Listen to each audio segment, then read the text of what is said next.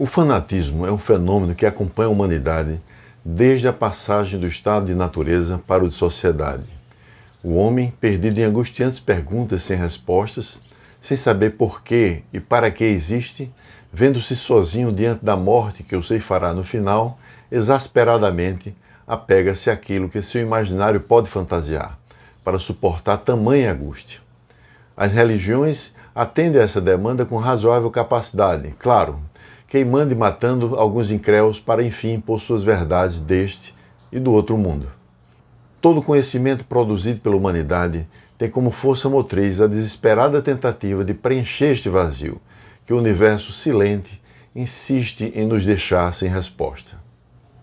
Na política, o mecanismo segue uma lógica parecida, e como esse artigo tem o objetivo de discutir as causas do fanatismo político, ligeiramente diferente, embora herdeiro do religioso, será sobre este fenômeno que iremos discorrer. A pergunta por que nas sociedades humanas há sempre uma classe que domina e outra que dominada obedece é um dos pontos fulcrais da ciência política. O poder, essa coisa abstrata, se estabelece onde há agrupamentos humanos e é por meio dele que são materializadas as formas de dominação de um sujeito sobre outro, de um grupo sobre outro. O poder carrega traços atávicos da pré-história humana, e destes, a função paterna talvez seja o mais presente até hoje. Pai no sentido de quem nutre nossa existência, mas também naquele que tem o poder de acabar com ela. Lembram de Abraão que ia sacrificar seu filho Isaque a pedido de Deus? Não me refiro aqui apenas ao pai biológico, mas também ao pai fantasmático, construído pelo nosso imaginário. O sol, por exemplo, para as sociedades primitivas, representava esse tipo de pai. Nutria, alimentando a vida, mas matava nas secas. Ou o mar, para primitivos da Polinésia, ou o vulcão, para aquelas tribos que viviam em suas cercanias. Deus, esse conceito abstrato que move importante parte da humanidade ao longo da sua história, é o herdeiro desses traços atávicos a que me referi. Mais tarde, com o Estado moderno, ele encontra um outro herdeiro para dividir o poder com ele. O Estado moderno que nos trouxe, ao longo de guerras e mais guerras, aos regimes democráticos atuais, é a suprema instância civilizatória, embora lute com suas leis e suas instituições contra as mesmas forças primitivas que insistem em nos desafiar e se reproduzem latente em cada ser humano que nasce, com suas pulsões ascendendo a cultura por meio da linguagem e do desejo. O poder é esse amálgama que dá coesão às sociedades humanas, contendo nossa pulsão, garantindo-nos uma estabilidade possível para uma existência menos curta e pobre. Todo o estamento político, esse pajé moderno que intermedia nossa relação com o Estado, opera em nossa contemporaneidade essa herança encapsulada em nobres vestes, discursos e narrativas que nos fazem sentir representados por eles. Entretanto, sem a política e o Estado, voltamos à barbárie, onde a vida do ser humano era solitária, brutal e curta, uma constante guerra de todos contra todos. O sujeito oprimido em suas limitações projeta no líder qualidade que ele gostaria de ter e sabe que não tem. Todas as suas frustrações, do campo profissional ao afetivo, família, cultura, pátria, etc., são aliviadas temporariamente, pois ardorosamente espera que seu líder, detentor imaginário de tais poderes, venha resolvê-las. Qualquer falha que provavelmente ocorrerá deve ser deslocada para o outro, seu adversário, que também tem seu líder e sobre ele deposita as falsas e semelhantes esperanças. Tudo muito parecido com as sociedades primitivas que sacrificavam virgens e animais nos altares para conter a fúria dos ameaçadores fenômenos da natureza.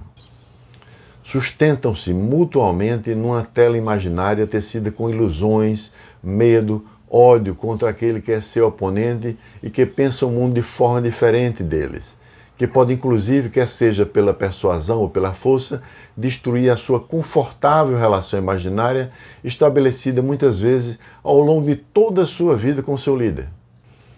Alguns definem essa teia imaginária que dá coesão a um grupo de ideologia, mas isso é um vasto universo da filosofia, da sociologia e da ciência política para entrarmos nele agora.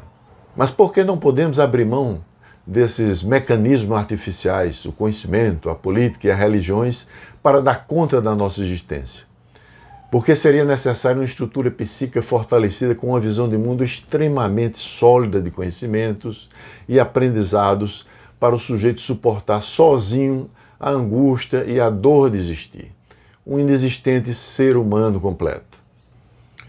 Nosso mecanismo afetivo, constituído pelas ações parentais, pai, mãe e filho, deixa um vazio estrutural no momento em que rompe a relação fusional que a criança totalmente dependente tem com o corpo da mãe. É a ruptura dessa relação fusional, operada pela interdição paterna, que nos funda como sujeito. E é este vazio o qual carregamos durante nossa existência, que nos permite desejar, sofrer, amar e criar. Alguns conseguem realizar feitos perenes, deixados como legado para a humanidade, enriquecendo nosso processo civilizatório.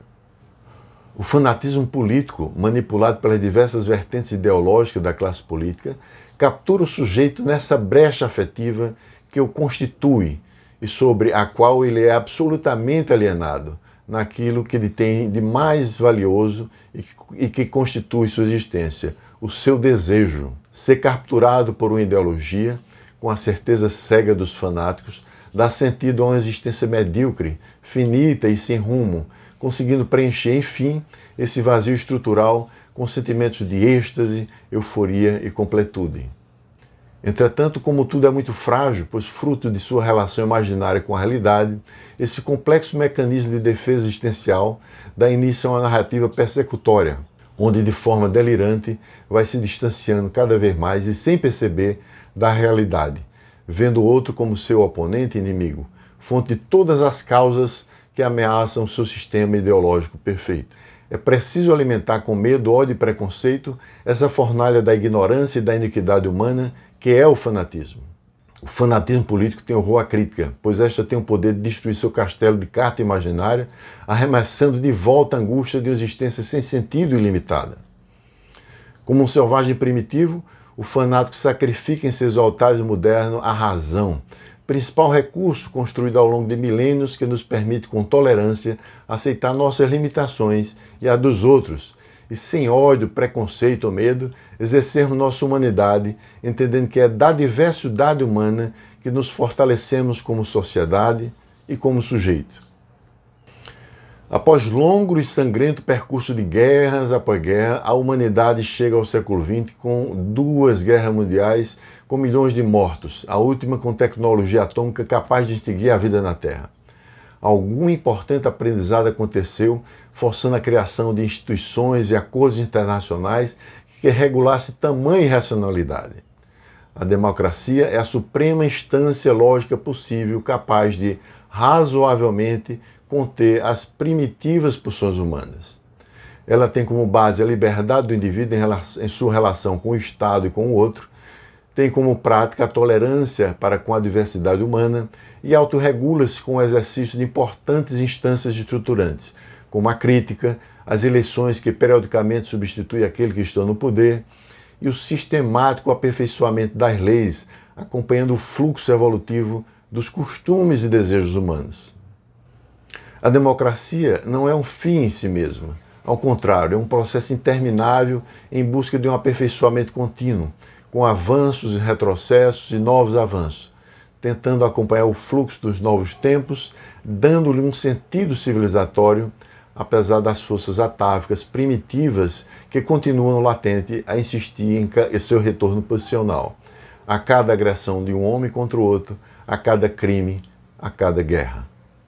É, enfim, um sistema de governo que tem suas premissas em nossas imperfeições humanas, eternas e insolúveis, porém sobre estas atua de forma incessante, acolhendo e fortalecendo a diversidade humana com suas imperfeições e conflitos estruturais, viabilizando um ambiente para convivermos com nossas incertezas e, por meio de um ceticismo ilustrado, sem guerra, construímos nossas relações sociais.